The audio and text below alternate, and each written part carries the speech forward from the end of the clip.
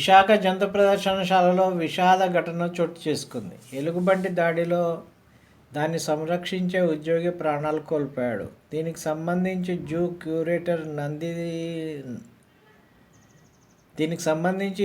Curator Nandini Salaria వివరాలు వెల్లడించారు. రోజు మాదిరిగానే సోమవారం జిహ్వాన్ అనే ఎలుగుబంటి హిమాలయన్ బ్లాక్ బేర్ ఉండే ఎన్క్లోజర్ను బాణాపురపు నగేష్ అనే ఉద్యోగికి కేటాయించాం.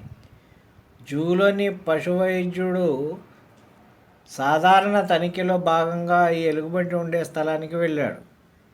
అక్కడ సెక్యూరిటీ గార్డులు నగేష్ కోసం అడగ్గా ఎన్క్లోజర్ శుభ్రం చేయడానికి వెళ్ళాడంటూ అతన్ని పిలిచాడు. స్పందన లేకపోవడంతో లోపలికి వెళ్ళి చూడగా ఎలుగుబంటి కనపడడంతో భయంతో పరుగులు తీశారు.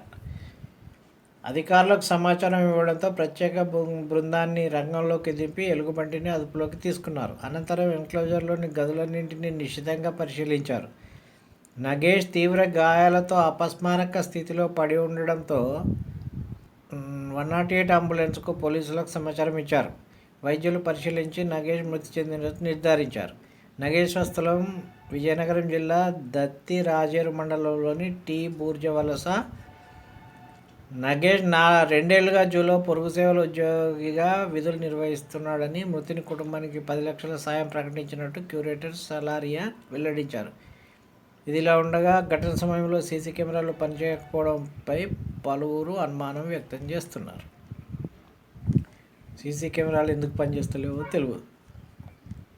అన్నీ ఉంటాయి కానీ దాన్ని మెయింటెనెన్స్ చేయరు. అది కథ.